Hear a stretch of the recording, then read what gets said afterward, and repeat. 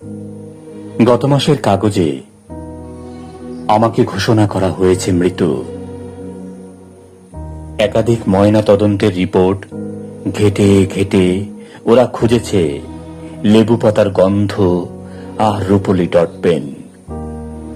যেহেতু লেবু পাতার গন্ধেই আমি প্রথম পেয়েছিলাম পরিপূর্ণ মানুষ হয়ে ওঠার স্বাদ, আর ওই রূপলি ডট পেন আমাকে শিখিয়েছিল অক্ষর দিয়ে কিভাবে গড়তে হয় শাখা প্রশাখাময় জীব।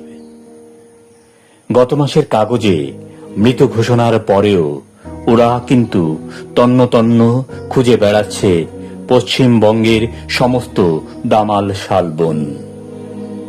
ওদের বুট জুতোয় থেতলে যাচ্ছে সম্ভাবনাময় চারাগাছের শিকড় বাকড়। সূর্যের কিরণে জেগে ওঠা জল, মানুষের মধ্যে যাতায়াতকারী সাঁকো।